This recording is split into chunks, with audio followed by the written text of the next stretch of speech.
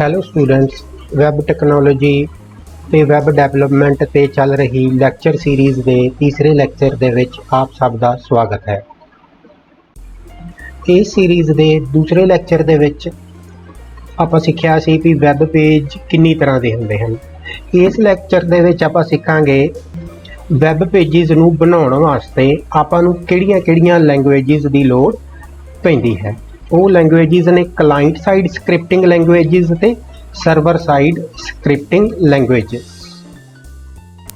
ਸਕ੍ਰਿਪਟਿੰਗ languages ਦੀ ਗੱਲ ਕਰਨ ਤੋਂ ਪਹਿਲਾਂ ਆਪਾਂ ਨੂੰ ਪਤਾ ਹੋਣਾ ਚਾਹੀਦਾ ਹੈ ਵੈਬ ਪੇਜ ਦੇ ਕਿਹੜੇ ਕਰੈਕਟਰਿਸਟਿਕਸ ਹਨ। ਵੈਬ ਪੇਜ ਦਾ ਸਭ ਤੋਂ ਪਹਿਲਾ ਕਰੈਕਟਰਿਸਟਿਕ ਹੈ ਕੰਟੈਂਟ। ਕੰਟੈਂਟ ਦਾ ਮਤਲਬ ਹੈ ਮੈਟਰ ਜਾਂ ਇਨਫੋਰਮੇਸ਼ਨ ਜੋ ਵੈਬ ਪੇਜ ਆਪਾਂ ਨੂੰ ਸ਼ੋ ਕਰ ਰਿਹਾ ਹੈ। ਇਹ ਇਨਫੋਰਮੇਸ਼ਨ ਹੁਣ ਟੈਕਸਟ ਦੇ ਰੂਪ ਦੇ ਵਿੱਚ ਵੀ ਹੋ ਸਕਦੀ ਹੈ, ਪਿਕਚਰਸ ਵੀ ਹੋ ਸਕਦੀਆਂ ਹਨ, ਵੀਡੀਓਜ਼ ਵੀ ਹੋ ਸਕਦੇ ਹਨ, ਜਾਂ ਇਹਨਾਂ ਸਾਰੀਆਂ ਚੀਜ਼ਾਂ ਦਾ ਜਿਹੜਾ ਮਿਕਸਚਰ ਹੈ ਉਹ ਹੋ ਸਕਦਾ ਹੈ। ਵੈਬ ਪੇਜ ਦਾ ਦੂਸਰਾ ਕਰੈਕਟਰਿਸਟਿਕ ਹੈ ਲੇਆਊਟ ਐਂਡ ਬਿਊਟੀਫਿਕੇਸ਼ਨ। ਕਿਉਂਕਿ ਵਧੀਆ ਕੰਟੈਂਟ ਹੋਣ ਦੇ ਨਾਲ ਵਧੀਆ ਅਪੀਅਰੈਂਸ ਹੋਣੀ ਵੀ ਬਹੁਤ ਜ਼ਰੂਰੀ ਹੈ।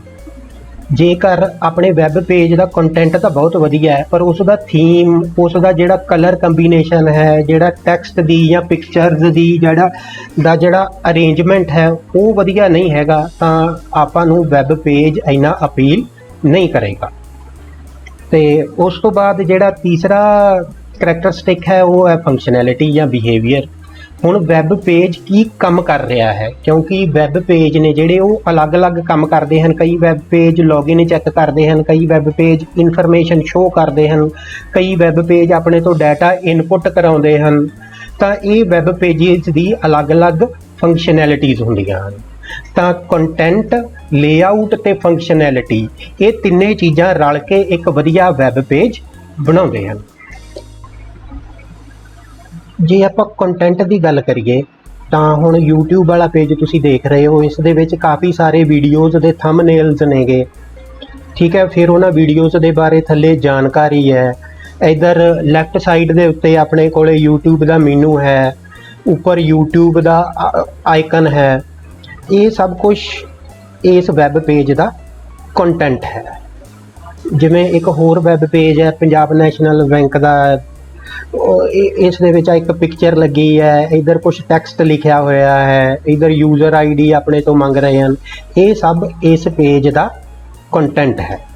ਤੇ ਜੇ ਹੁਣ ਆਪਾਂ ਅਪੀਅਰੈਂਸ ਦੀ ਗੱਲ ਕਰੀਏ ਤਾਂ ਹੁਣ ਦੇਖੋ, ਜਿਵੇਂ ਹੁਣ ਇੱਕ ਆਹ ਵੈਬ ਪੇਜ ਹੈ ਜੀਮੇਲ ਦਾ, ਆਹ ਇੱਕ ਵੈਬ ਪੇਜ ਹੈ ਯਾਹੂ ਮੇਲ ਦਾ। ਹੁਣ ਦੇਖੋ ਧਿਆਨ ਨਾਲ ਵੀ ਇਹਨਾਂ ਦਾ ਜਿਹੜਾ ਕੰਟੈਂਟ ਹੈ ਉਹ ਤਕਰੀਬਨ ਸੇਮ ਹੈ। ਇਹ ਆਪਣੇ ਤੋਂ ਯੂਜ਼ਰ ਨੇਮ ਮੰਗ ਰਿਹਾ ਹੈ, ਨੈਕਸਟ ਦਾ ਬਟਨ ਹੈ, ਕ੍ਰੀਏਟ ਅਕਾਊਂਟ ਲਿਖਿਆ ਹੋਇਆ, ਫੋਰਗੇਟ ਯੂਜ਼ਰ ਨੇਮ ਲਿਖਿਆ ਹੋਇਆ। ਤਾਂ ਸੇਮ ਹੀ ਤਕਰੀਬਨ ਕੰਟੈਂਟ ਗੂਗਲ ਦਾ ਹੈ। ਆਪਣੇ ਤੋਂ ਯੂਜ਼ਰ ਨੇਮ, ਇੱਥੇ ਈਮੇਲ ਮੰਗ ਰਿਹਾ ਹੈ, ਨੈਕਸਟ ਦਾ ਬਟਨ ਹੈ ਤੇ ਫੋਰਗੇਟ ਈਮੇਲ ਹੈ। ਤਾਂ ਕੰਟੈਂਟ ਸੇਮ ਹੈ ਪਰ ਇਹਨਾਂ ਦੋਵਾਂ ਦਾ ਜਿਹੜਾ ਲੇਆਊਟ ਹੈ, ਦੋਵਾਂ ਦੀ ਜਿਹੜੀ ਅਪੀਅਰੈਂਸ ਹੈ ਉਹ ਬਿਲਕੁਲ ਕੀ ਹੈ, ਵੱਖਰੀ ਹੈ। ਆ ਯਾਹੂ ਦਾ ਰਾਈਟ ਅਲਾਈਨਡ ਹੈ ਤੇ ਜੀਮੇਲ ਦਾ ਸਾਰਾ ਕੁਝ ਕੀ ਹੈਗਾ, ਸੈਂਟਰ ਦੇ ਵਿੱਚ ਹੈ। ਇਸੇ ਤਰ੍ਹਾਂ ਆ ਪੇਜ ਨੇ ਇੱਕ ਐਕਸਿਸ ਬੈਂਕ ਦਾ ਲੌਗਇਨ ਪੇਜ ਹੈ, ਦੇਖ ਲਓ, ਤੇ ਇੱਕ ਹੈ ਤੁਹਾਡੇ ਕੋਲੇ SBI ਕਾਰਡ ਦਾ ਲੌਗਇਨ ਪੇਜ। ਦੋਵਾਂ ਦਾ ਕੰਟੈਂਟ ਤਕਰੀਬਨ ਸੇਮ ਹੈ ਪਰ ਇਹਨਾਂ ਦੀ ਜਿਹੜੀ ਅਪੀਅਰੈਂਸ ਹੈ ਤੇ ਜਿਹੜੀ ਕਲਰ ਸਕੀਮ ਹੈ, ਥੀਮ ਹੈ, ਉਹ ਬਿਲਕੁਲ ਕੀ ਨੇ, ਅਲੱਗ ਨੇ। ਤਾਂ ਹੁਣ ਫੰਕਸ਼ਨੈਲਿਟੀ ਦੀ ਗੱਲ ਕਰੀਏ ਤਾਂ ਫੰਕਸ਼ਨੈਲਿਟੀ ਦੇ ਵਿੱਚ ਆ ਜਾਂਦਾ ਹੈ ਵੀ ਜਿਵੇਂ ਹੁਣ ਲੌਗਇਨ ਵਾਲਾ ਪੇਜ ਹੈ, ਇੱਥੇ ਆਪਾਂ ਯੂਜ਼ਰ ਨੇਮ ਭਰਦੇ ਹਾਂ, ਨੈਕਸਟ ਕਰਦੇ ਹਾਂ, ਇੱਥੇ ਆਪਾਂ ਪਾਸਵਰਡ ਭਰ ਦਿੰਦੇ ਹਾਂ।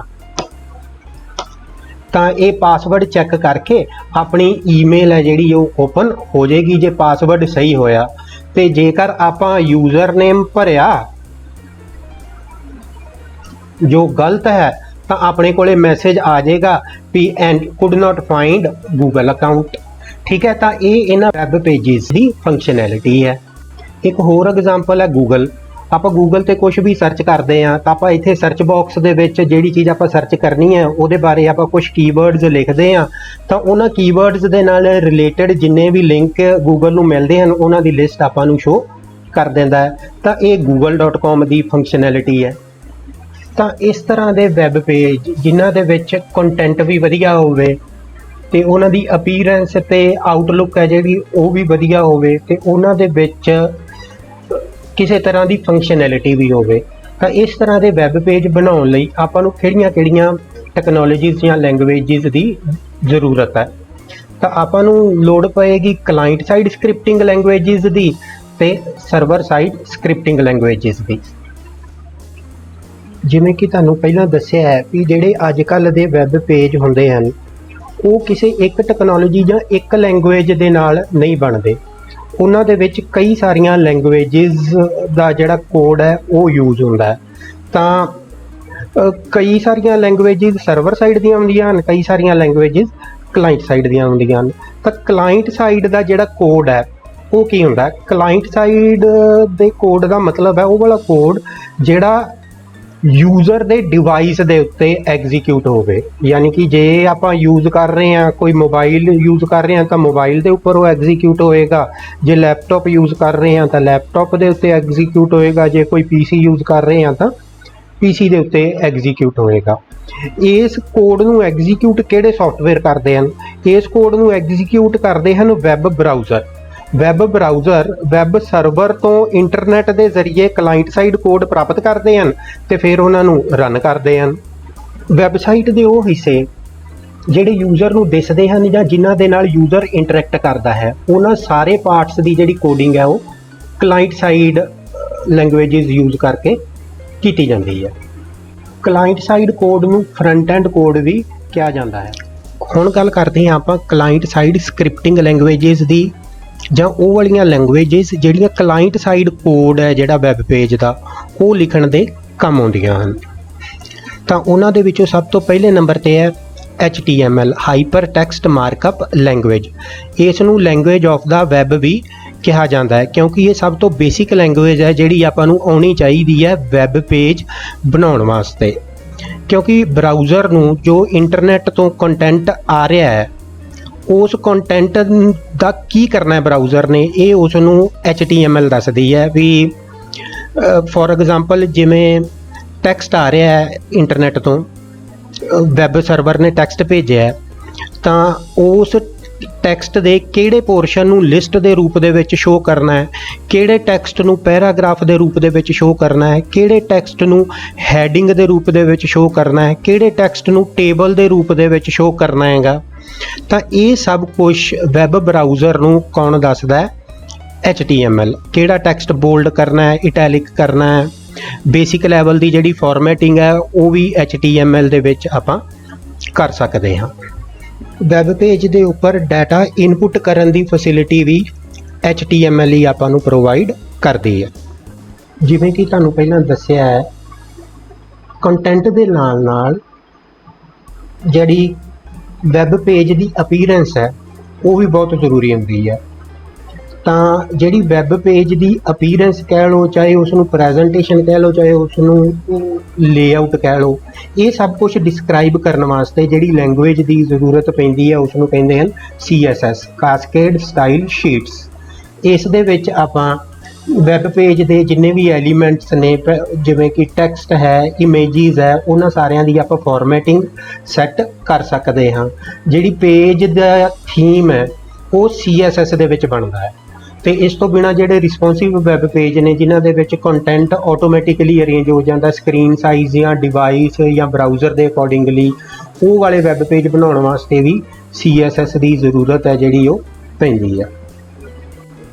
HTML ਤੇ CSS ਇਹ ਦੋਵੇਂ ਲੈਂਗੁਏਜਿਸ ਕੰਟੈਂਟ ਨੂੰ ਡਿਸਕ੍ਰਾਈਬ ਕਰਨ ਦੀ ਜਾਂ ਉਹਦੀਆਂ ਪ੍ਰੋਪਰਟੀਜ਼ ਸੈੱਟ ਕਰਨ ਦੇ ਕੰਮ ਆਉਂਦੀਆਂ ਹਨ, ਪਰ ਵੈਬ ਪੇਜ ਦੇ ਵਿੱਚ ਕਿਸੇ ਤਰ੍ਹਾਂ ਦੀ ਜਿਹੜੀ ਇੰਟਰੈਕਟੀਵਿਟੀ ਹੈ ਜਾਂ ਡਾਟੇ ਦੀ ਜਿਹੜੀ ਪ੍ਰੋਸੈਸਿੰਗ ਵਾਲੀ ਕੈਪੇਬਿਲਿਟੀ ਹੈ ਉਹ ਵੈਬ ਪੇਜ ਦੇ ਵਿੱਚ ਇਹ ਪੈਦਾ ਨਹੀਂ ਕਰ ਸਕਦੀਆਂ ਕਿਉਂਕਿ ਇਹ ਪ੍ਰੋਗਰਾਮਿੰਗ ਲੈਂਗੁਏਜਿਸ ਨਹੀਂ ਹਨ। ਤਾਂ ਜੇਕਰ ਆਪਾਂ ਨੇ ਆਪਣੇ ਵੈਬ ਪੇਜ ਦੇ ਵਿੱਚ ਪ੍ਰੋਗਰਾਮਿੰਗ ਵਾਲੇ ਐਲੀਮੈਂਟਸ ਯੂਜ਼ ਕਰਨੇ ਹਨ, ਜਿਵੇਂ ਲੂਪਸ ਹੋ ਗਏ, ਵੇਰੀਏਬਲਸ ਹੋ ਗਏ, ਕਿਸੇ ਵੀ ਤਰ੍ਹਾਂ ਦੀ ਡਾਟਾ ਪ੍ਰੋਸੈਸਿੰਗ ਆਪਾਂ ਨੇ ਕਲਾਇੰਟ ਸਾਈਡ ਦੇ ਉੱਤੇ ਕਰਨੀ ਹੈ, ਤਾਂ ਉਹਦੇ ਵਾਸਤੇ ਆਪਾਂ ਨੂੰ ਕਿਸੇ ਨਾ ਕਿਸੇ ਸਕ੍ਰਿਪਟਿੰਗ ਲੈਂਗੁਏਜ ਦੀ ਜ਼ਰੂਰਤ ਹੈ ਜਿਹੜੀ ਉਹ ਪੈਂਦੀ ਹੈ। ਤਾਂ ਉਹਨਾਂ ਦੇ ਵਿੱਚੋਂ ਜਿਹੜੀਆਂ ਪੋਪੂਲਰ ਸਕ੍ਰਿਪਟਿੰਗ ਲੈਂਗੁਏਜਿਸ ਨੇ, ਸਭ ਤੋਂ ਪੋਪੂਲਰ ਹੈ ਜਾਵਾ ਸਕ੍ਰਿਪਟ ਤੇ ਉਸ ਤੋਂ ਬਾਅਦ ਆਉਂਦੀ ਹੈ VB ਸਕ੍ਰਿਪਟ।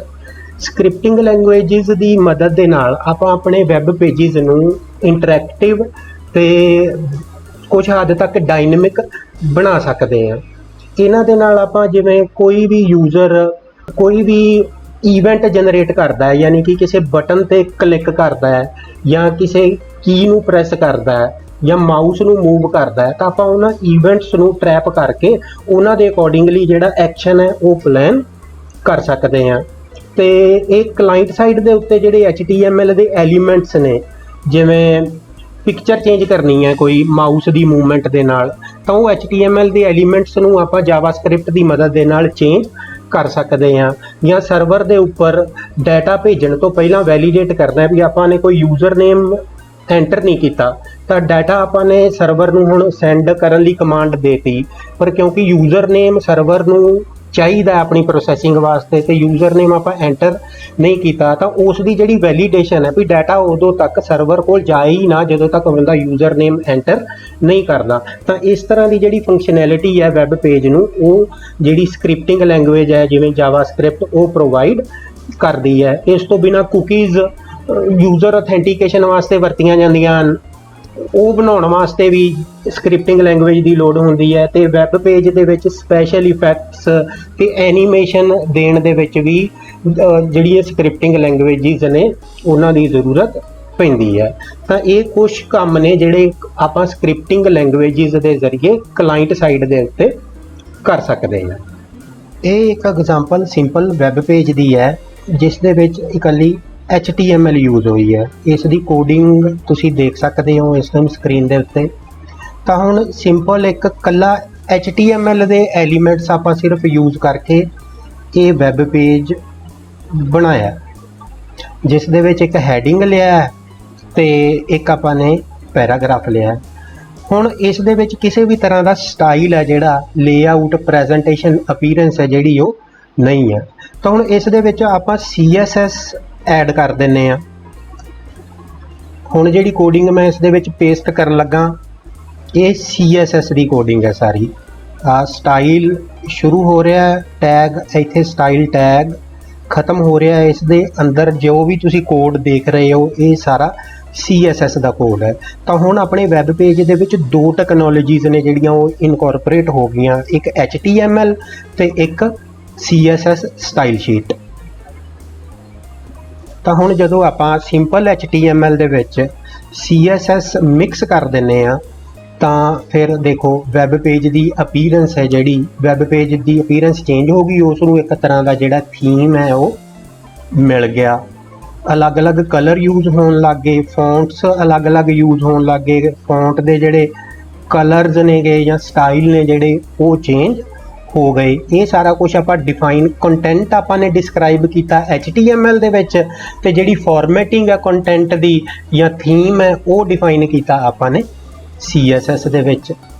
ਤਾਂ ਹੁਣ ਗੱਲ ਕਰਦੇ ਹਾਂ ਆਪਾਂ ਜਾਵਾਸਕ੍ਰਿਪਟ ਦੀ। ਜਾਵਾਸਕ੍ਰਿਪਟ ਦੇ ਵਿੱਚ ਜਿਵੇਂ ਤੁਹਾਨੂੰ ਦੱਸਿਆ ਸੀ ਵੀ ਆਪਾਂ ਵੈਬ ਪੇਜ ਦੇ ਵਿੱਚ ਐਨੀਮੇਸ਼ਨਸ ਦੇ ਇਫੈਕਟ ਜਾਵਾਸਕ੍ਰਿਪਟ ਦੇ ਨਾਲ ਲਾ ਸਕਦੇ ਹਾਂ।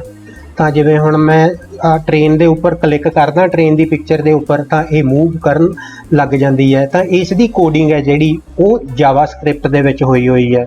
ਜਿਵੇਂ ਕਿ ਤੁਸੀਂ ਇਸ ਵੈਬ ਪੇਜ ਦੇ ਵਿੱਚ ਦੇਖ ਰਹੇ ਹੋ, HTML ਦੇ ਵਿੱਚ ਐਲੀਮੈਂਟਸ ਵੀ ਨੇ, ਸਟਾਈਲ ਸ਼ੀਟ ਦੇ ਐਲੀਮੈਂਟਸ ਵੀ ਨੇ ਵਿੱਚ, ਤੇ ਆਪਣੇ ਕੋਲੇ ਸਕ੍ਰਿਪਟ ਵੀ ਜਾਵਾਸਕ੍ਰਿਪਟ ਵਾਲੀ ਲੱਗੀ ਹੋਈ ਹੈ। ਉਸ ਦੀ ਕੋਡਿੰਗ ਵੀ ਇਸ ਪੇਜ ਦੇ ਵਿੱਚ ਹੋਈ ਹੈ। ਤਾਂ ਇਸ ਪੇਜ ਦੇ ਵਿੱਚ ਤਿੰਨ ਟੈਕਨੋਲੋਜੀਜ਼ ਨੇ, HTML, CSS ਤੇ ਜਾਵਾਸਕ੍ਰਿਪਟ, ਜਿਹੜੀ ਕਿ ਇਸ ਵੈਬ ਪੇਜ ਨੂੰ ਇੰਟਰੈਕਟਿਵ ਬਣਾ ਰਹੀ ਹੈ, ਕਿਉਂਕਿ ਆਪਣੀ ਕਲਿੱਕ ਦੇ ਉੱਤੇ ਕੋਈ ਐਕਸ਼ਨ ਹੈ ਜਿਹੜਾ ਉਹ ਪਰਫਾਰਮ ਹੋ ਰਿਹਾ। ਤਾਂ ਜਾਵਾਸਕ੍ਰਿਪਟ ਦੀ ਇੱਕ ਹੋਰ ਐਗਜ਼ਾਮਪਲ ਹੈ, ਜਿਵੇਂ ਹੁਣ ਆਪਾਂ ਯੂਜ਼ਰ ਨੇਮ ਪਾਸਵਰਡ ਐਂਟਰ ਕਰਦੇ ਹਾਂ, ਤਾਂ ਜੇਕਰ ਆਪਾਂ ਯੂਜ਼ਰ ਨੇਮ ਪਾਸਵਰਡ ਐਂਟਰ ਨਹੀਂ ਕੀਤਾ, ਜਿਵੇਂ ਇੱਥੇ ਹੁਣ ਦੇਖੋ ਮੈਂ ਯੂਜ਼ਰ ਨੇਮ ਐਂਟਰ ਨਹੀਂ ਕੀਤਾ ਤਾਂ ਆਪਣੇ ਕੋਲੇ ਐਰਰ ਮੈਸੇਜ ਹੈ ਜਿਹੜਾ ਉਹ ਆ ਗਿਆ, ਠੀਕ ਹੈ। ਪਰ ਜੇ ਆਪਾਂ ਯੂਜ਼ਰ ਨੇਮ ਐਂਟਰ ਕਰ ਦਾਂਗੇ ਤਾਂ ਐਰਰ ਮੈਸੇਜ ਨਹੀਂ ਆਏਗਾ, ਕਿਉਂਕਿ ਆਪਾਂ ਨੇ ਯੂਜ਼ਰ ਨੇਮ ਐਂਟਰ ਕਰਤਾ, ਡਾਟਾ ਅੱਗੇ ਪ੍ਰੋਸੈਸਿੰਗ ਵਾਸਤੇ ਚਲਾ ਗਿਆ। ਤਾਂ ਪ੍ਰੋਸੈਸਿੰਗ ਦੇ ਜਾਣ ਤੋਂ ਪਹਿਲਾਂ ਜਿਹੜੀ ਫਾਰਮ ਦੇ ਡਾਟੇ ਦੀ ਵੈਲੀਡੇਸ਼ਨ ਹੈ ਉਹ ਵੀ ਜਾਵਾਸਕ੍ਰਿਪਟ ਦੇ ਵਿੱਚ ਕੀਤੀ ਜਾਂਦੀ ਹੈ। ਤਾਂ ਜਾਵਾਸਕ੍ਰਿਪਟ ਦੇ ਫੰਕਸ਼ਨ ਦੀ ਇੱਕ ਹੋਰ ਐਗਜ਼ਾਮਪਲ ਇਸ ਵੈਬ ਪੇਜ ਦੇ ਉੱਪਰ ਹੈ ਵੀ ਇਹਨਾਂ ਨੇ ਨਾ ਰਾਈਟ ਕਲਿੱਕ ਡਿਸੇਬਲ ਕੀਤੀ ਹੈ ਇਸ ਵੈਬ ਪੇਜ ਦੀ। ਤਾਂ ਜਦੋਂ ਮੈਂ ਹੁਣ ਰਾਈਟ ਕਲਿੱਕ ਕਰਨ ਦੀ ਕੋਸ਼ਿਸ਼ ਕਰਦਾ ਤਾਂ ਆਪਣੇ ਕੋਲੇ ਮੈਸੇਜ ਆ ਜਾਂਦਾ ਵੀ this function is not allowed here, ਕਿਉਂਕਿ ਜਾਵਾਸਕ੍ਰਿਪਟ ਦੇ ਜ਼ਰੀਏ ਇਹ ਵਾਲੀ ਫੰਕਸ਼ਨੈਲਿਟੀ ਐਡ ਹੋਈ ਹੈ ਇਸ ਪੇਜ ਦੇ ਵਿੱਚ। ਤਾਂ ਜੇਕਰ ਆਪਾਂ ਆਪਣੇ ਬਰਾਊਜ਼ਰ ਦੇ ਵਿੱਚੋਂ ਜਾਵਾਸਕ੍ਰਿਪਟ ਨੂੰ ਡਿਸੇਬਲ ਕਰ ਦਿੰਦੇ ਹਾਂ ਤਾਂ ਹੁਣ ਆਪਣਾ ਬਰਾਊਜ਼ਰ ਜਾਵਾਸਕ੍ਰਿਪਟ ਦੀਆਂ ਕਮਾਂਡਸ ਐਗਜ਼ੀਕਿਊਟ ਨਹੀਂ ਕਰੇਗਾ। ਤਾਂ ਹੁਣ ਮੈਂ ਰਾਈਟ ਕਲਿੱਕ ਕਰਕੇ ਦੇਖਦਾ ਤਾਂ ਦੇਖੋ ਰਾਈਟ ਕਲਿੱਕ ਵਾਲਾ ਮੀਨੂ ਹੈ ਜਿਹੜਾ ਉਹ ਸ਼ੋ ਹੋਣ ਲੱਗ ਗਿਆ, ਆਪਾਂ ਨੂੰ ਡਿਸੇਬਲ ਵਾਲਾ ਮੈਸੇਜ ਹੈ ਜਿਹੜਾ ਉਹ ਨਹੀਂ ਆਇਆ। ਤਾਂ ਹੁਣ ਆਪਾਂ ਜਾਵਾਸਕ੍ਰਿਪਟ ਜੇ ਦੁਬਾਰਾ ਅਨੇਬਲ ਕਰ ਦਈਏ ਤਾਂ ਹੁਣ ਜੇ ਆਪਾਂ ਕਰਾਂਗੇ ਤਾਂ ਆਪਣੇ ਕੋਲੇ ਉਹ ਫੰਕਸ਼ਨ ਨਾਟ ਅਲਾਉਡ ਵਾਲਾ ਮੈਸੇਜ ਹੈ ਜਿਹੜਾ ਉਹ ਆ ਗਿਆ। ਤਾਂ ਇਸ ਤਰ੍ਹਾਂ ਦੀ ਜਿਹੜੀ ਫੰਕਸ਼ਨੈਲਿਟੀ ਵੀ ਜਿਹੜਾ ਪੇਜ ਦਾ ਬਿਹੇਵੀਅਰ ਹੈ ਕੰਟਰੋਲ ਕਰਨਾ, ਉਹ ਵੀ ਆਪਾਂ ਜਾਵਾਸਕ੍ਰਿਪਟ ਦੇ ਜ਼ਰੀਏ ਕਰ ਸਕਦੇ ਹਾਂ। ਨੈਕਸਟ ਹੈ ਜੀ ਆਪਣੇ ਕੋਲ server side scripting. Server side code ਜਾਂ ਇਸ ਨੂੰ ਬੈਕਐਂਡ ਕੋਡ ਵੀ ਕਹਿ ਦਿੱਤਾ ਜਾਂਦਾ ਹੈ। ਇਹ ਵੈਬਸਾਈਟ ਦਾ ਉਹ ਵਾਲਾ ਕੋਡ ਹੈ ਜਿਹੜਾ ਕਲਾਇੰਟ ਤੇ ਨਹੀਂ ਬਲਕਿ ਵੈਬ ਸਰਵਰ ਦੇ ਉੱਤੇ ਰਨ ਹੁੰਦਾ ਹੈ। ਸਰਵਰ ਸਾਈਡ ਸਕ੍ਰਿਪਟ ਯੂਜ਼ਰਸ ਤੋਂ ਕਲਾਇੰਟ ਸਾਈਡ ਤੋਂ ਡਾਟਾ ਜਾਂ ਇਨਪੁਟ ਰਿਸੀਵ ਕਰਦੀ ਹੈ ਤੇ ਫਿਰ ਉਸ ਨੂੰ ਪ੍ਰੋਸੈਸ ਕਰਦੀ ਹੈ। ਸਰਵਰ ਸਾਈਡ ਸਕ੍ਰਿਪਟ ਦਾ ਇਹ ਫਾਇਦਾ ਵੀ ਹੈ ਵੀ ਬਹੁਤ ਸਾਰੀਆਂ ਵੈਬਸਾਈਟਸ ਨੇ ਜਿਹੜੀਆਂ ਉਹ ਡਾਟਾਬੇਸ ਦੇ ਨਾਲ ਕਨੈਕਟ ਹੁੰਦੀਆਂ ਹਨ। ਤਾਂ ਡਾਟਾਬੇਸ ਜਿਹੜੇ ਹੁੰਦੇ ਹਨ ਉਹ ਸੇਵ ਹੁੰਦੇ ਹਨ ਸਰਵਰਸ ਦੇ ਉੱਤੇ। ਕਲਾਇੰਟ ਦੇ ਉੱਤੇ ਕਿਸੇ ਵੀ ਤਰ੍ਹਾਂ ਦਾ ਕੋਈ ਡਾਟਾਬੇਸ ਹੈ ਜਾਂ ਡਾਟਾ ਹੈ ਜਿਹੜਾ ਉਹ ਸੇਵ ਨਹੀਂ ਹੁੰਦਾ। ਤਾਂ ਵੈਬਸਾਈਟ ਨੂੰ ਡਾਟਾਬੇਸ ਦੇ ਨਾਲ ਜੋੜਨ ਦੇ ਕੰਮ ਸਰਵਰ ਸਾਈਡ ਸਕ੍ਰਿਪਟਸ ਆਉਂਦੀਆਂ ਹਨ। ਜਾਂ ਇਸ ਤੋਂ ਬਿਨਾਂ ਵੈਬ ਸਰਵਰ ਦੇ ਉੱਪਰ ਹੋਰ ਵੀ ਜੋ ਰਿਸੋਰਸਿਸ ਨੇ ਜਾਂ ਫਾਈਲਸ ਨੇ ਜਿਹੜੀਆਂ ਵੈਬਸਾਈਟ ਨੂੰ ਆਪਣੀ ਫੰਕਸ਼ਨਿੰਗ ਵਾਸਤੇ ਚਾਹੀਦੀਆਂ ਹਨ, ਉਹਨਾਂ ਨੂੰ ਐਕਸੈਸ ਕਰਨ ਵਾਸਤੇ ਵੀ ਸਰਵਰ ਸਾਈਡ ਸਕ੍ਰਿਪਟਿੰਗ ਦੀ ਜਿਹੜੀ ਜ਼ਰੂਰਤ ਹੈ ਉਹ ਪੈਂਦੀ ਹੈ। ਇਸ ਤੋਂ ਬਿਨਾਂ ਜਿਹੜੀਆਂ ਸਰਵਰ ਸਾਈਡ ਸਕ੍ਰਿਪਟਸ ਨੇ ਉਹ ਕਲਾਇੰਟਸ ਨੂੰ ਡਾਇਨਾਮਿਕ ਵੈਬ ਪੇਜ ਬਣਾ ਕੇ ਭੇਜਦੀਆਂ ਹਨ, ਜਿਵੇਂ ਕਿ ਯੂਜ਼ਰਸ ਦੇ ਅਕੋਰਡਿੰਗਲੀ ਜਿਹੜੇ ਯੂਜ਼ਰ ਨੇ ਲੌਗਇਨ ਕੀਤਾ ਹੋਏਗਾ ਉਸ ਯੂਜ਼ਰ ਦੇ ਨਾਲ ਰਿਲੇਟਡ ਇਨਫੋਰਮੇਸ਼ਨ ਵਾਲਾ ਪੇਜ ਕਲਾਇੰਟ ਸਾਈਡ ਦੇ ਉੱਤੇ ਸ਼ੋ ਹੋਏਗਾ। ਜਾਂ ਫਿਰ ਲੋਕੇਸ਼ਨ ਦੇ ਅਕੋਰਡਿੰਗਲੀ ਜਿਵੇਂ google.com ਹੈ ਉਹ ਇੰਡੀਆ ਦੇ ਵਿੱਚ ਸੇਮ ਕਿਊਰੀ ਵਾਸਤੇ ਰਿਜ਼ਲਟ ਹੋਰ ਸ਼ੋ ਕਰੇਗੀ, ਜੇ ਕਿਸੇ ਹੋਰ ਕੰਟਰੀ ਜਿਵੇਂ ਯੂਰਪੀਅਨ ਕੰਟਰੀ ਦੇ ਵਿੱਚ ਉਹ ਰਿਜ਼ਲਟ ਨੇ ਜਿਹੜੇ ਉਹ ਡਿਫਰੈਂਟ ਆਉਣਗੇ। ਇਸ ਤੋਂ ਬਿਨਾਂ ਆਪਣੀ ਵੈਬਸਾਈਟ ਦੇ ਵਿੱਚ ਜਿਹੜੀ ਸਿਕਿਉਰਿਟੀ ਹੈ ਜਾਂ ਯੂਜ਼ਰ ਐਕਸੈਸ ਕੰਟਰੋਲ ਹੈ, ਇਹ ਵਾਲੀ ਜਿਹੜੀ ਫੰਕਸ਼ਨੈਲਿਟੀ ਹੈ ਉਹ ਵੀ ਸਰਵਰ ਸਾਈਡ ਸਕ੍ਰਿਪਟ ਹੀ ਪ੍ਰੋਵਾਈਡ ਕਰਦੀ ਹੈ। ਇਸ ਐਨੀਮੇਸ਼ਨ ਦੇ ਵਿੱਚ ਤੁਸੀਂ ਦੇਖੋਗੇ ਵੀ ਵੈਬਸਾਈਟ ਦੀ ਵਰਕਿੰਗ ਦੇ ਵਿੱਚ ਕਲਾਇੰਟ ਸਾਈਡ ਸਕ੍ਰਿਪਟਿੰਗ ਦਾ ਕੀ ਰੋਲ ਹੈ ਤੇ ਸਰਵਰ ਸਾਈਡ ਸਕ੍ਰਿਪਟਿੰਗ ਦਾ ਕੀ ਰੋਲ ਹੈ। ਇਸ ਐਗਜ਼ਾਮਪਲ ਦੇ ਵਿੱਚ ਤੁਸੀਂ ਦੇਖੋ ਕਿ ਯੂਜ਼ਰ ਨੇ ਕਿਸੇ ਵੀ ਬਰਾਊਜ਼ਰ ਦੇ ਵਿੱਚ ਇੱਕ ਵੈਬ ਪੇਜ ਖੋਲ੍ਹਿਆ। ਵੈਬ ਪੇਜ ਯੂਜ਼ਰ ਤੋਂ ਈਮੇਲ ਤੇ ਪਾਸਵਰਡ ਦੀ ਜਿਹੜੀ ਡਿਮਾਂਡ ਹੈ ਉਹ ਕਰ ਰਿਹਾ। ਤਾਂ ਜਿਹੜਾ ਵੈਬ ਪੇਜ ਦਾ ਕੰਟੈਂਟ ਹੈ, ਜੋ ਟੈਕਸਟ ਲਿਖਿਆ ਨਜ਼ਰ ਆ ਰਿਹਾ ਹੈ ਜਾਂ ਜਿਹੜੇ ਬਾਕਸ ਨਜ਼ਰ ਆ ਰਹੇ ਹਨ ਜਾਂ ਜਿਹੜਾ ਬਟਨ ਨਜ਼ਰ ਆ ਰਿਹਾ ਹੈ ਲੌਗਇਨ ਵਾਲਾ, ਉਹ ਹੈ HTML ਦਾ ਹਿੱਸਾ। ਤਾਂ ਜਿਹੜਾ ਇਸ ਦਾ ਸਟਾਈਲ ਥੀਮ ਨਜ਼ਰ ਆ ਰਿਹਾ ਹੈ ਜਾਂ ਫੋਰਗੇਟ ਪਾਸਵਰਡ ਦਾ ਜਿਵੇਂ ਕਲਰ ਗ੍ਰੀਨ ਨਜ਼ਰ ਆ ਰਿਹਾ ਹੈ, ਲੌਗਇਨ ਵਾਲਾ ਜਿਹੜਾ ਬਟਨ ਹੈ ਉਹ ਗ੍ਰੇ ਕਲਰ ਦਾ ਨਜ਼ਰ ਆ ਰਿਹਾ ਹੈ। ਤਾਂ ਇਹ ਵਾਲਾ ਜਿਹੜਾ ਸਟਾਈਲ ਡਿਫਾਈਨ ਹੋਇਆ ਇਹ ਹੋਇਆ CSS ਦੇ ਵਿੱਚ। ਤਾਂ ਹੁਣ ਜੇ ਯੂਜ਼ਰ ਈਮੇਲ ਵਾਲਾ ਖਾਨਾ ਖਾਲੀ ਛੱਡ ਦੇਗਾ ਜਾਂ ਪਾਸਵਰਡ ਵਾਲਾ ਖਾਨਾ ਖਾਲੀ ਛੱਡ ਦੇਗਾ ਤਾਂ ਡਾਟਾ ਸਰਵਰ ਦੇ ਕੋਲ ਪ੍ਰੋਸੈਸ ਹੋਣ ਦੇ ਲਈ ਨਹੀਂ ਜਾਏਗਾ, ਯੂਜ਼ਰ ਕੋਲ ਉੱਥੇ ਮੈਸੇਜ ਆ ਜਾਏਗਾ। ਤਾਂ ਇਹ ਵਾਲੀ ਫੰਕਸ਼ਨੈਲਿਟੀ ਕੌਣ ਪ੍ਰੋਵਾਈਡ ਕਰੇਗਾ? ਜਾਵਾਸਕ੍ਰਿਪਟ। ਤਾਂ ਹੁਣ ਯੂਜ਼ਰ ਨੇ ਯੂਜ਼ਰ ਨੇਮ ਪਾਸਵਰਡ ਐਂਟਰ ਕਰਤਾ, ਉਸ ਤੋਂ ਬਾਅਦ ਲੌਗਇਨ ਤੇ ਕਲਿੱਕ ਕੀਤਾ ਤਾਂ ਡਾਟਾ ਪ੍ਰੋਸੈਸ ਹੋਣ ਲਈ ਹੁਣ ਕਿਹਦੇ ਕੋਲੇ ਚਲਾ ਗਿਆ? ਵੈਬ ਸਰਵਰ ਕੋਲ। ਹੁਣ ਵੈਬ ਸਰਵਰ ਤੇ ਸਰਵਰ ਸਾਈਡ ਸਕ੍ਰਿਪਟ ਰਨ ਹੋਣ ਲੱਗੀ ਤਾਂ ਸਰਵਰ ਸਾਈਡ ਸਕ੍ਰਿਪਟ ਕੋਲੇ ਰਿਕੁਐਸਟ ਆਈ ਯੂਜ਼ਰ ਨੇਮ ਤੇ ਪਾਸਵਰਡ ਚੈੱਕ ਕਰਨ ਦੀ। ਤਾਂ ਯੂਜ਼ਰ ਨੇਮ ਤੇ ਪਾਸਵਰਡ ਸੇਵ ਨੇ ਕਿਸੇ ਨਾ ਕਿਸੇ ਡਾਟਾਬੇਸ ਦੇ ਵਿੱਚ, ਤਾਂ ਸਰਵਰ ਸਾਈਡ ਸਕ੍ਰਿਪਟ ਨੇ ਕੰਟੈਕਟ ਕੀਤਾ ਡਾਟਾਬੇਸ ਦੇ ਨਾਲ। ਡਾਟਾਬੇਸ ਤੋਂ ਜਿਹੜੇ ਰਿਜ਼ਲਟ ਨੇ ਉਹ ਵਾਪਸ ਆਏ ਸਰਵਰ ਸਾਈਡ ਸਕ੍ਰਿਪਟ ਦੇ ਕੋਲ। ਸਰਵਰ ਸਾਈਡ ਸਕ੍ਰਿਪਟ ਨੇ ਹੁਣ ਚੈੱਕ ਕੀਤਾ ਵੀ ਜਿਹੜਾ ਯੂਜ਼ਰ ਨੇਮ ਕਲਾਇੰਟ ਸਾਈਡ ਤੋਂ ਆਇਆ ਸੀਗਾ ਜਿਹੜਾ ਡਾਟਾ, ਤੇ ਜਿਹੜਾ ਡਾਟਾਬੇਸ ਸਰਵਰ ਦੇ ਵਿੱਚੋਂ ਆਇਆ ਕੀ ਉਹ ਮੈਚ ਹੋ ਰਹੇ ਹਨ ਜਾਂ ਨਹੀਂ ਹੋ ਰਹੇ, ਉਸ ਦੇ ਅਕੋਰਡਿੰਗਲੀ ਸਰਵਰ ਸਾਈਡ ਸਕ੍ਰਿਪਟ ਨੇ ਇੱਕ ਕਸਟਮ ਵੈਬ ਪੇਜ ਹੈ ਜਿਹੜਾ ਉਹ ਤਿਆਰ ਕੀਤਾ ਤੇ ਰਿਸਪੌਂਸ ਹੈ ਜਿਹੜਾ ਉਹ ਬਰਾਊਜ਼ਰ ਦੇ ਕੋਲ ਭੇਜਤਾ ਤੇ ਬਰਾਊਜ਼ਰ ਨੇ ਹੁਣ ਆਪਾਂ ਨੂੰ ਜਿਹੜਾ ਰਿਜ਼ਲਟ ਹੈ ਉਹ ਸ਼ੋ ਕਰਤਾ। ਕਿਉਂਕਿ ਪਾਸਵਰਡ ਸਹੀ ਸੀ ਤਾਂ ਆਪਣੇ ਕੋਲੇ ਲੌਗਇਨ ਸਕਸੈਸ ਦਾ ਮੈਸੇਜ ਹੈ ਜਿਹੜਾ ਉਹ ਨਜ਼ਰ ਆਉਣ ਲੱਗ ਗਿਆ। ਜੇਕਰ ਪਾਸਵਰਡ ਗਲਤ ਹੁੰਦਾ ਤਾਂ ਆਪਣੇ ਕੋਲੇ ਲੌਗਇਨ ਫੇਲੀਅਰ ਦਾ ਮੈਸੇਜ ਹੈ ਜਿਹੜਾ ਉਹ ਆ ਜਾਣਾ ਸੀਗਾ। ਤਾਂ ਇਹ ਐਗਜ਼ਾਮਪਲ ਸ਼ੋ ਕਰਦੀ ਹੈ ਕੰਪਲੀਟ ਵਰਕਿੰਗ ਸਰਵਰ ਸਾਈਡ ਤੇ ਕਲਾਇੰਟ ਸਾਈਡ ਸਕ੍ਰਿਪਟਿੰਗ ਦੀ। ਇਹ ਕੁਝ ਐਗਜ਼ਾਮਪਲਸ ਨੇ ਸਰਵਰ ਸਾਈਡ ਸਕ੍ਰਿਪਟਿੰਗ ਲੈਂਗੁਏਜਸ ਦੀਆਂ, ਜਿਵੇਂ ਕਿ PHP, Node.js, Ruby, ASP.NET, Python, JSP यानी कि Java Server Pages, CGI Common Gateway Interface। Common gateway interface ਬਣਾਉਣ ਲਈ ਕਿਸੇ ਨਾ ਕਿਸੇ ਸਕ੍ਰਿਪਟਿੰਗ ਲੈਂਗੁਏਜ ਦੀ ਲੋੜ ਪੈਂਦੀ ਹੈ, ਜਿਵੇਂ ਕਿ ਪਰਲ, C++। ਤਾਂ ਆਪਾਂ ਨੂੰ ਸਰਵਰ ਸਾਈਡ ਸਕ੍ਰਿਪਟ ਬਣਾਉਣ ਲਈ ਜਾਂ ਸਰਵਰ ਸਾਈਡ ਕੋਡ ਕਰਨ ਵਾਸਤੇ ਇਹਨਾਂ ਦੇ ਵਿੱਚੋਂ ਕਿਸੇ ਇੱਕ ਲੈਂਗੁਏਜ ਦਾ ਆਉਣਾ ਜ਼ਰੂਰੀ ਹੈ। ਨੈਕਸਟ ਹੈ ਕਲਾਇੰਟ ਸਾਈਡ ਸਕ੍ਰਿਪਟਿੰਗ ਦੀ ਜਾਂ ਕਲਾਇੰਟ ਸਾਈਡ ਕੋਡ ਦੀ ਜ਼ਰੂਰਤ ਹੈ ਜਿਹੜੀ ਉਹ ਕਿਉਂ ਪੈਂਦੀ ਹੈ, ਇਹਦੀ ਕੀ ਇੰਪੋਰਟੈਂਸ ਹੈ, ਇਹਦੇ ਕੀ ਐਡਵਾਂਟੇਜਸ ਨੇ। ਸਭ ਤੋਂ ਪਹਿਲਾਂ ਤਾਂ ਵੀ ਸਰਵਰ ਤੇ ਬਰਡਨ ਘਟ ਜਾਂਦਾ ਹੈ, ਕਿਉਂਕਿ ਪ੍ਰੋਸੈਸਿੰਗ ਦਾ ਕੁਝ ਹਿੱਸਾ ਕਲਾਇੰਟ ਸਾਈਡ ਦੇ ਉੱਤੇ ਹੀ ਪਰਫਾਰਮ ਹੈ ਜਿਹੜਾ ਉਹ ਹੋ ਜਾਂਦਾ ਹੈ। ਜਿਵੇਂ ਕਿ ਮੈਂ ਐਗਜ਼ਾਮਪਲ ਪਹਿਲਾਂ ਦਿੱਤੀ ਸੀ ਕਿ ਜਿਹੜੀ ਡਾਟਾ ਸੈਂਡ ਹੋਣ ਤੋਂ ਪਹਿਲਾਂ ਜਿਹੜੀ ਫਾਰਮ ਦੀ ਵੈਲੀਡੇਸ਼ਨ ਆ ਉਹ ਸਾਰੀ ਕਲਾਇੰਟ ਸਾਈਡ ਤੇ ਹੋ ਜਾਂਦੀ ਹੈ।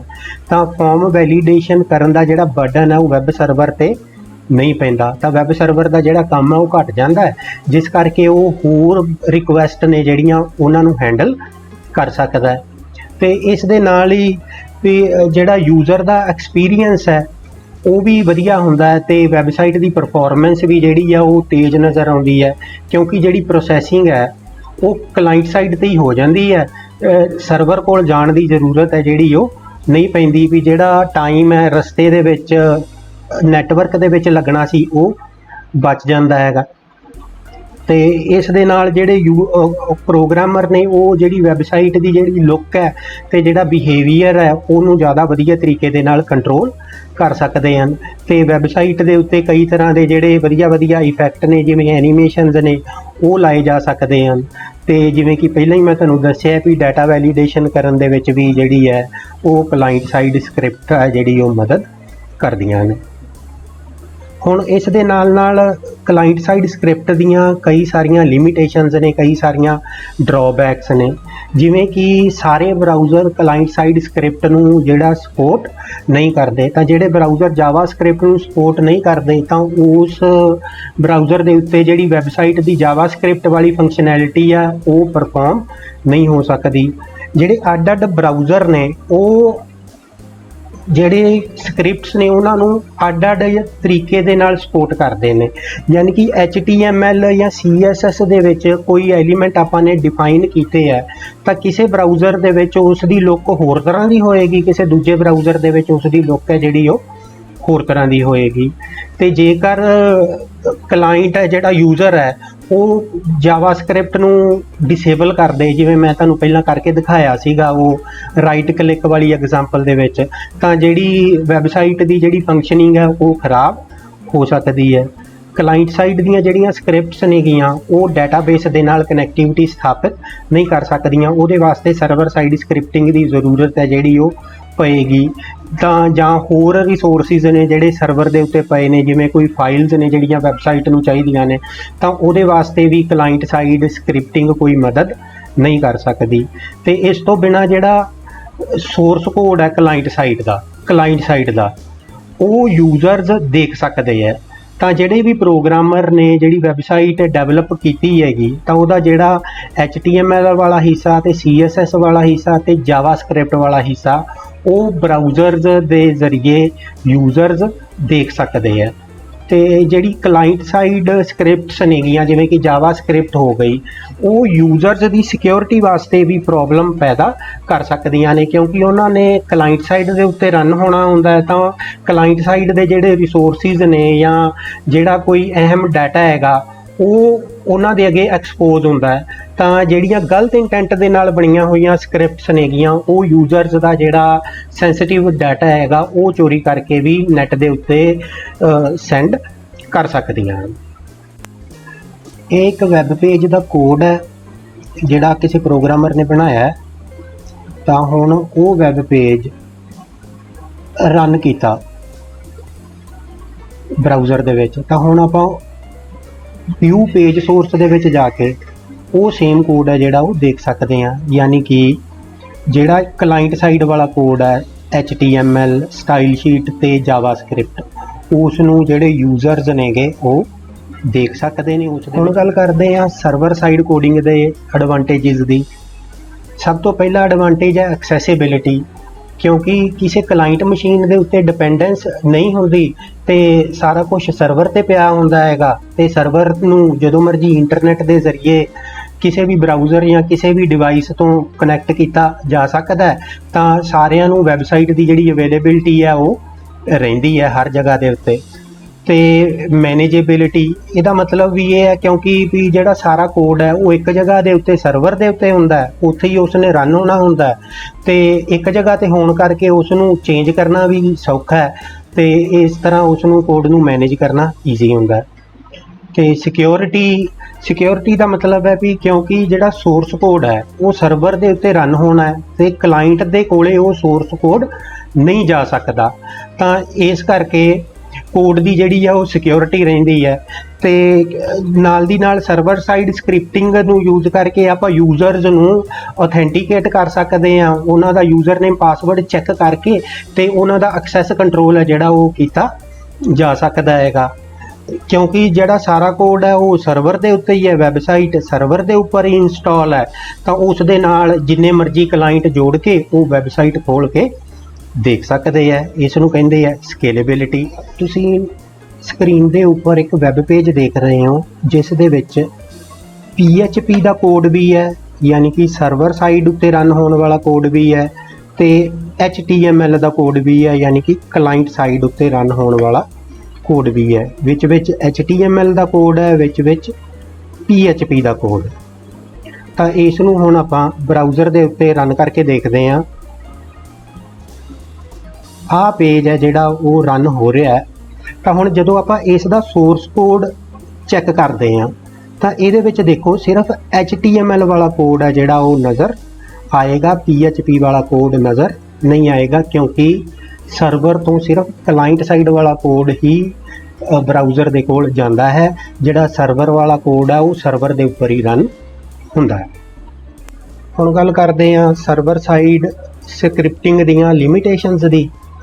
ਸਭ ਤੋਂ ਪਹਿਲੀ ਲਿਮਿਟੇਸ਼ਨ ਹੈ ਵੀ ਆਪਾਂ ਨੂੰ ਕਈ ਵਾਰੀ ਜਿਹੜੀ ਵੈਬਸਾਈਟ ਹੈ ਉਹ ਸਲੋ ਨਜ਼ਰ ਆ ਸਕਦੀ ਹੈ, ਕਿਉਂਕਿ ਜਿਹੜੀ ਸਰਵਰ ਸਾਈਡ ਸਕ੍ਰਿਪਟ ਹੈ ਉਹ ਸਰਵਰ ਦੇ ਉੱਤੇ ਰਨ ਹੁੰਦੀ ਹੈ ਤੇ ਉਹਦਾ ਰਿਸਪੌਂਸ ਇੰਟਰਨੈਟ ਦੇ ਜ਼ਰੀਏ ਆਉਂਦਾ ਹੈ। ਤਾਂ ਇੰਟਰਨੈਟ ਕਨੈਕਟੀਵਿਟੀ ਦੀ ਸਪੀਡ ਤੇ ਸਰਵਰ ਦੀ ਜਿਹੜੀ ਪ੍ਰੋਸੈਸਿੰਗ ਕੈਪੇਬਿਲਿਟੀਜ਼ ਹੈ ਉਹਦੇ ਉੱਤੇ ਸਾਰਾ ਕੁਝ ਹੈ ਜਿਹੜਾ ਉਹ ਡਿਪੈਂਡ ਕਰਦਾ ਹੈਗਾ। ਤੇ ਜਿਹੜਾ ਰਿਸਪੌਂਸ ਟਾਈਮ ਹੈ ਉਹ ਵੀ ਹਾਈ ਹੋ ਸਕਦਾ ਹੈ, ਕਿਉਂਕਿ ਜਿਹੜਾ ਡਾਟਾ ਹੈ ਪਹਿਲਾਂ ਉਹ ਸਰਵਰ ਦੇ ਕੋਲ ਜਾਏਗਾ, ਉੱਥੇ ਪ੍ਰੋਸੈਸ ਹੋਏਗਾ ਤੇ ਫਿਰ ਵਾਪਸ ਕਲਾਇੰਟ ਕੋਲ ਆ ਕੇ ਉਹ ਨਜ਼ਰ ਆਏਗਾ। ਤੇ ਉਸ ਤੋਂ ਬਿਨਾਂ ਜਿਹੜੀਆਂ ਸਰਵਰ ਸਾਈਡ ਸਕ੍ਰਿਪਟਸ ਨੇ, ਜੇਕਰ ਕਾफ़ੀ ਸਾਰੀਆਂ ਸਰਵਰ ਸਾਈਡ ਸਕ੍ਰਿਪਟਸ ਸਰਵਰ ਦੇ ਉੱਤੇ ਰਨ ਹੋ ਰਹੀਆਂ ਹੋਣ ਤਾਂ ਸਰਵਰ ਦੇ ਉੱਤੇ ਜਿਹੜਾ ਬਰਡਨ ਹੈ ਉਹ ਵੱਧ ਜਾਂਦਾ ਹੈ। ਤਾਂ ਜੇਕਰ ਆਪਣੀ ਵੈਬਸਾਈਟ ਕਾफ़ੀ ਹੈਵੀ ਹੈ ਤੇ ਉਹਦੇ ਉੱਤੇ ਕਾफ़ੀ ਜ਼ਿਆਦਾ ਟ੍ਰੈਫਿਕ ਹੈ, ਬਹੁਤ ਸਾਰੇ ਯੂਜ਼ਰਸ ਇੱਕ ਟਾਈਮ ਦੇ ਉੱਤੇ ਵੈਬਸਾਈਟ ਨੂੰ ਐਕਸੈਸ ਕਰਦੇ ਨੇ, ਤਾਂ ਫਿਰ ਉਹਦੇ ਵਾਸਤੇ ਆਪਾਂ ਨੂੰ ਜਿਹੜੇ ਜ਼ਿਆਦਾ ਐਕਸਪੈਂਸਿਵ ਤੇ ਪਾਵਰਫੁਲ ਕਲਾਊਡ ਸਰਵਰਸ ਨੇ ਉਹਨਾਂ ਦੀ ਜ਼ਰੂਰਤ ਪੈਂਦੀ ਹੈ। ਹਾਂਜੀ, ਹੁਣ ਆਪਾਂ ਪੇਜ ਦੇ ਕਰੈਕਟਰਿਸਟਿਕਸ ਨੂੰ ਦੁਬਾਰਾ ਰੀਵਿਜ਼ਿਟ ਕਰਦੇ ਹਾਂ ਤੇ ਦੇਖਦੇ ਹਾਂ ਵੀ ਕਿਹੜੇ ਕਰੈਕਟਰਿਸਟਿਕ ਵਾਸਤੇ ਕਿਹੜੀ ਟੈਕਨੋਲੋਜੀ ਜਾਂ ਕਿਹੜੀ ਸਕ੍ਰਿਪਟਿੰਗ ਲੈਂਗੁਏਜ ਦੀ ਜਿਹੜੀ ਹੈ ਉਹ ਜ਼ਰੂਰਤ ਪੈਂਦੀ ਹੈ। ਤਾਂ ਹੁਣ ਜਿਹੜਾ ਕੰਟੈਂਟ ਵਾਸਤੇ ਕਿਹਦੀ ਜ਼ਰੂਰਤ ਪੈਂਦੀ ਹੈ? ਕਲਾਇੰਟ ਸਾਈਡ ਤੇ HTML the. Layout and beautification, ਇਹ ਵੀ ਕਲਾਇੰਟ ਸਾਈਡ ਦੇ ਉੱਤੇ ਹੀ ਹੁੰਦਾ ਸਾਰੀ ਪ੍ਰੋਸੈਸਿੰਗ ਇਹਦੀ, ਤੇ ਇਹਦੇ ਵਾਸਤੇ ਲੋੜ ਪੈਂਦੀ ਹੈ CSS ਦੀ। ਤੇ ਜਿਹੜੀ ਫੰਕਸ਼ਨੈਲਿਟੀ ਜਾਂ ਬਿਹੇਵੀਅਰ ਹੈ ਇਹ ਇਹਦਾ ਕੁਝ ਹਿੱਸਾ ਕਲਾਇੰਟ ਸਾਈਡ ਤੇ ਐਗਜ਼ੀਕਿਊਟ ਹੁੰਦਾ ਹੈ ਤੇ ਕੁਝ ਹਿੱਸਾ ਸਰਵਰ ਸਾਈਡ ਤੇ ਐਗਜ਼ੀਕਿਊਟ ਹੁੰਦਾ ਹੈ। ਕਲਾਇੰਟ ਸਾਈਡ ਵਾਸਤੇ ਜਾਵਾਸਕ੍ਰਿਪਟ VB ਸਕ੍ਰਿਪਟ ਦੀ ਜ਼ਰੂਰਤ ਜਿਹੜੀ ਹੈ ਉਹ ਪੈਂਦੀ ਹੈ, ਤੇ ਸਰਵਰ ਸਾਈਡ ਦੇ ਉੱਤੇ ਜਿਹੜੀਆਂ ਸਰਵਰ ਸਾਈਡ ਸਕ੍ਰਿਪਟਿੰਗ ਲੈਂਗੁਏਜਸ ਨੇ ਉਹਨਾਂ ਦੀ ਜ਼ਰੂਰਤ ਪੈਂਦੀ ਹੈ। ਇਹ ਲੈਕਚਰ ਦੇਖਣ ਲਈ ਤੁਹਾਡਾ ਸਭ ਦਾ ਧੰਨਵਾਦ। ਤੇ ਵੈਬ ਟੈਕਨੋਲੋਜੀ ਤੇ ਵੈਬ ਡਿਵੈਲਪਮੈਂਟ ਵਿਸ਼ੇ ਤੇ ਆਪਣੀ ਜਿਹੜੀ ਲੈਕਚਰ ਸੀਰੀਜ਼ ਹੈ ਉਹ ਇਸੇ ਤਰ੍ਹਾਂ ਜਾਰੀ ਰਹੇਗੀ।